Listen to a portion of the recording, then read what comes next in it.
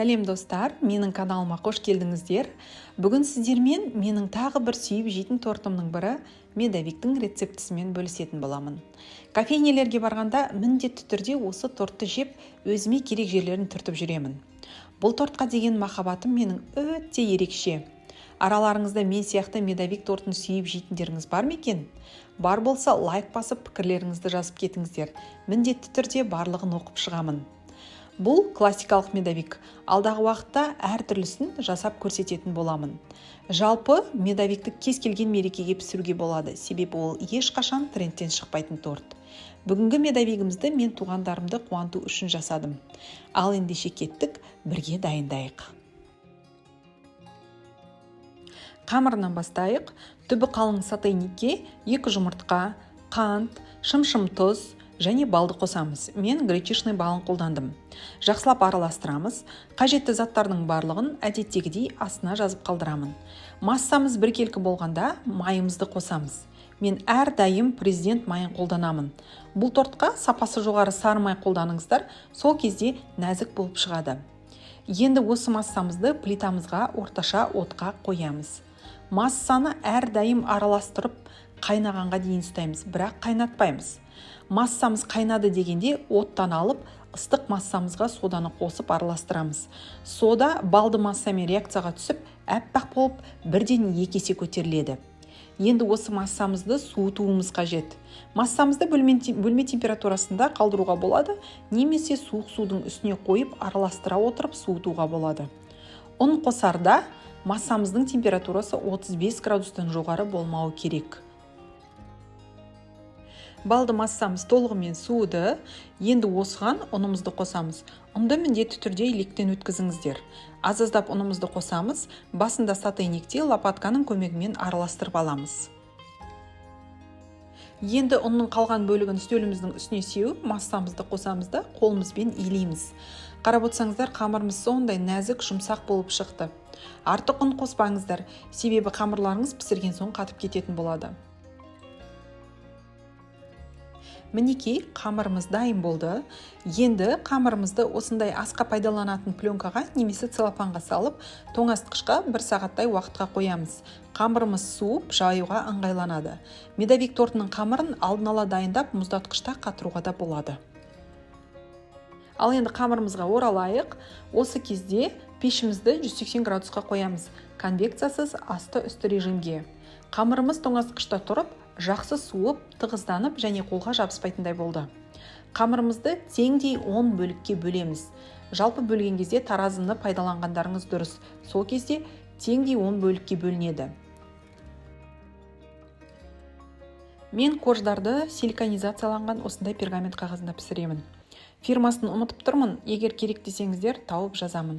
Бұл қағаздың ерекшелігі жабыспайды, бірнеше мәрте пайдалануға да болады. Жалпы кез келген тағамға қолдансаңыздар болады.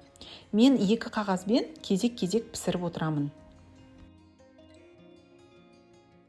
Корждарды бірден қағаздың үстіне жаямыз, солай ыңғайлы болады. Үстіне ұн себеміз, оқтауымызға жабыспауы үшін. Мен медовиктің корждары жұқа болғанын жақсы көремін. Ал сіздерге ұнамаса, онда 6 немесе 8 бөлікке бөлсеңіздер болады. Корждың диаметрі 20 см. Мен жанымда диаметрі 20 см болатын кольцаны дайындап отырамын. Коржды жайған соң кольцамен шамамен өлшеп аламын, бірақ кеспеймін. Піскен соң бірақ кесемін. Коржымызды вилкамен тесіп аламыз да, қызып тұрған 180 градусты пешімізде шамамен 5 минуттай уақытта пісіріп аламыз. Негізі қамыры тез піседі. Қарап отырыңыздар, көп ұстап қойсаңыздар, кеуіп қатып кетеді. Сәл қызарса болады. Енді бірінші қамырымыз піскенше, екінші қамырды жая береміз. Оны да осылай дәл алдында біріншідегідей жасап аламыз. Осылайша кезектеп жая отырып пісіріп аламыз. Міне, коржымызда пісті, бірден кольцамызбен кесіп аламыз. Кесілгеннен қалған қамырды жеке ыдысқа жинаймыз, ал коржымызды сетканың үстіне суытамыз.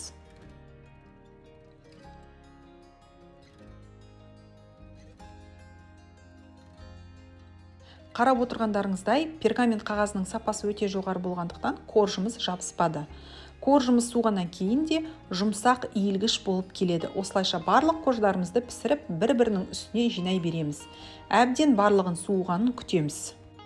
Негізі медовик тортына әртүрлі кремдерді пайдалануға болады. Ал мен классикалық кремді жақсы көремін. Кілегейлі және қаймақ қосылған крем. Кілегейіміз 33-35%, құрамы табиғи таза болуы қажет.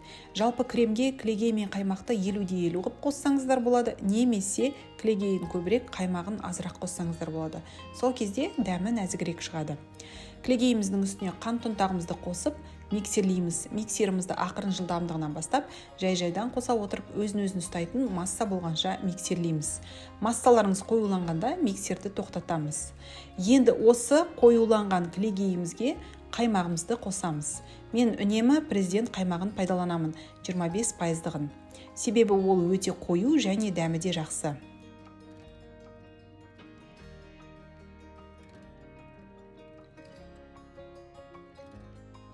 Енді кремімізді миксерлемей, лопатканың көмегімен араластырамыз.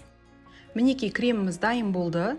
Кремді міндетті түрде өлшеп алыңыздар, әр қоржына дәлдеп салып жағу үшін. Алдымен 100 грамм кремді жеке өлшеп алып қалдым, оны сыртына жағу үшін.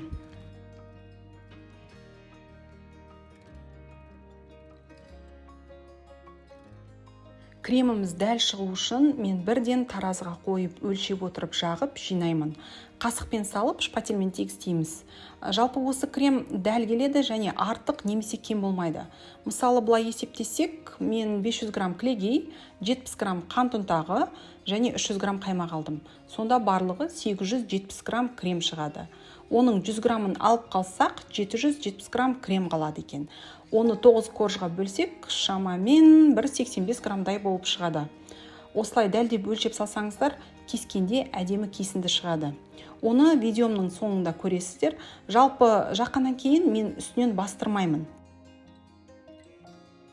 Негізі медовикті салмасымен дайындауға болады. Салмасына қышқыл жидектерді пайдаланған дұрыс деп ойлаймын. Мысалы, малина немесе шие сияқты жидектермен өте дәмді болып шығады. Егер салмасымен дайындасақ, онда тортымыз қышқыл, тәтті, үйлесімді тандем болып шығады. Егер салмасымен дайындағанымды қаласаңыздар, пікірге жазып қалдырыңыздар. Міндетті түрде дайындап сіздерге көрсететін боламын. Кремімізді қарап отырсаңыздар, сондай нәзік және үлпілдек болып шыққан. Ал корждарымызға келетін болсақ, үй жағдайында тұрса да, сол беті нәзік, жұмсақ, иілгіш болып шығыпты.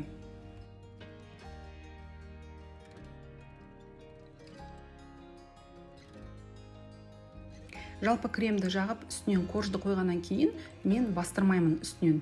Ал енді соңғы коржымызды қоямыз, үстінен крем жақпаймыз. Енді жан-жағынан пергамент қағазмен ораймын. Мен ацетатный пленкамен орамаймын. Неге десеңіздер, ацетатный пленканы алғаннан кейін көп крем қалып қояды. Ал пергаментте ештеңе жабыспайды, кремде қалмайды. Сыртынан кольцо формамызды кигізіп, бетін жабысқақ пленкамен жауып, 5 сағатқа тоңазытқышқа қоямыз. Мен жалпы бір түнге қалдырамын. Сол кезде креміміз сіңіп, тортымыз бір қалыпқа келеді.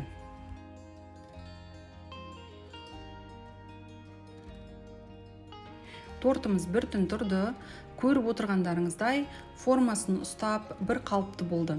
Енді сыртын қаптаймыз креммен. Жалпы сыртқы кремін өз қалауларыңызша қаптасаңыздар болады. Крем чизбен немесе өзінің қалған креммен, я болмаса ганашпен қаптасаңыздар болады. Яғни ол өз еріктеріңізде. Мен басында алып қалған креммен қаптаймын да, торттың кесілген қалдықтарының үгідісімен шпательдің көмегімен жабыстырып шығамын.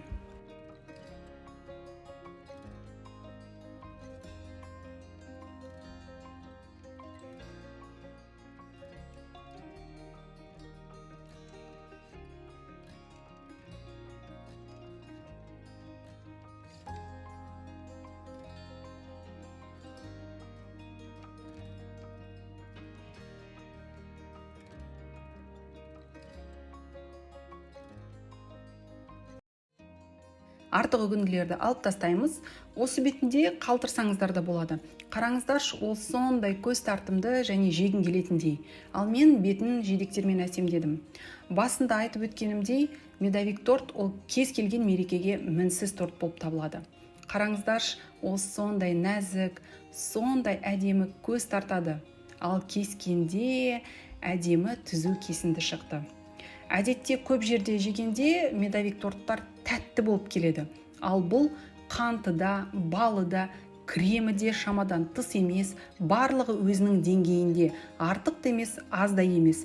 Мен үшін классикалық медовик тортының ең мінсіз түрі деп ойлаймын. Ал мен сіздерге тәтті әлемде сәттілік тілеймін. Алдағы уақытта кездескенше.